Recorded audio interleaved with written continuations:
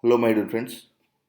Today we are going to discuss about the mutations of coronavirus and which part of this novel coronavirus is exhibiting its mutations and why it is called as D614G and what are its consequences where it has been first exhibited its mutations.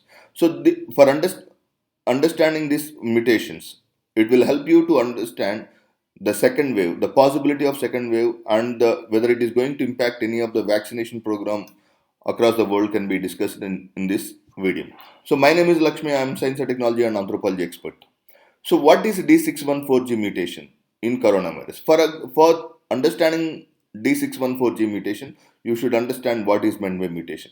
Mutation is nothing but the sudden onset of the genetic change. So it may be virus or bacteria or it may be human. So whatever it may be, DNA or RNA, the specific portion of the genetic information will get mutated and the sudden change in the genetic information is called as mutations.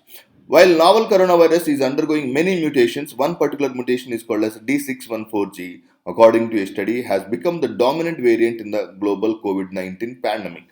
So, this novel coronavirus is undergoing a mutation called as D614G mutation. So, what is meant by this D614G? When the virus enters an individual's body, it aims at creating copies of itself. So it starts undergoing a process called as replication. When its replication is undergoing, suddenly an error in the copying process will occur that can cause a process called as mutation. So what is meant by D614G? So actually replacement of D by G. So for example, if you look at this numerics, so D is the indication of an amino acid called as aspartic acid. G is the indication of an amino acid called as glycine. So instead of aspartic acid, glycine will be replaced at the position called as 614. So hence this mutation is called as a D614G mutation. So I hope you understand the concept. Aspartic acid will be replaced by glycine at 614 position of the amino acid. Hence this mutation is called as a D614G mutation.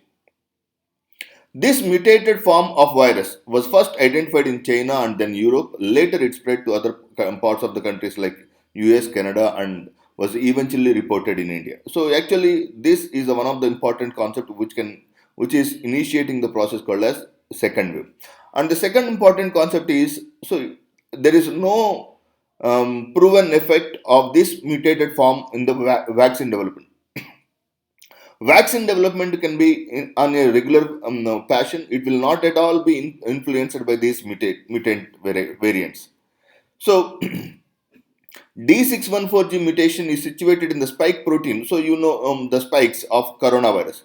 So, the spikes which are present on the surface of the virus, which are the most powerful viruses and most powerful proteins. Those spike protein of the virus, and you can think of the spike protein as a massive trimer assembly with three protein chains. So each protein will be having two chains, S1 and S2 chains. So if you look at the image, you can see the S1 and S2 chain A, B, C. So each and every chain will be having two subunits, S1 and S2 subunits.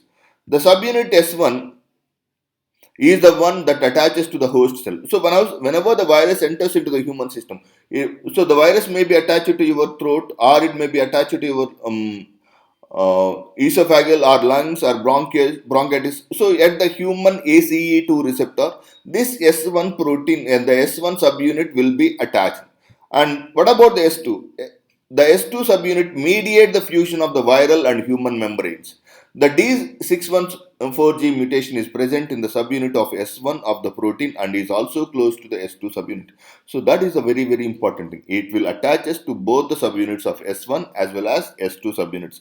As it is attaching to the two subunits, so it can has impact on the human cells. So any change, so this mutation can have its impact on the human cells, but not that much effectively and to that of the human beings, either in the case of vaccine preparation.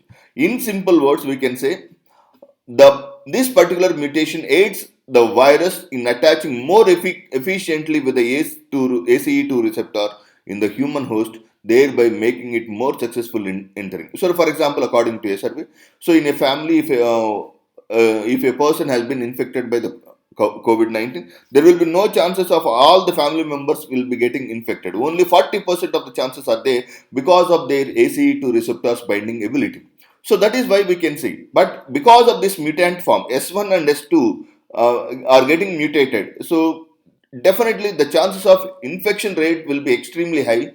So this mutant form enters into the human system very swiftly, but the side effects or the symptoms are not on par with reference to the regular form of the coronavirus. So that's about the information. Thanks for watching.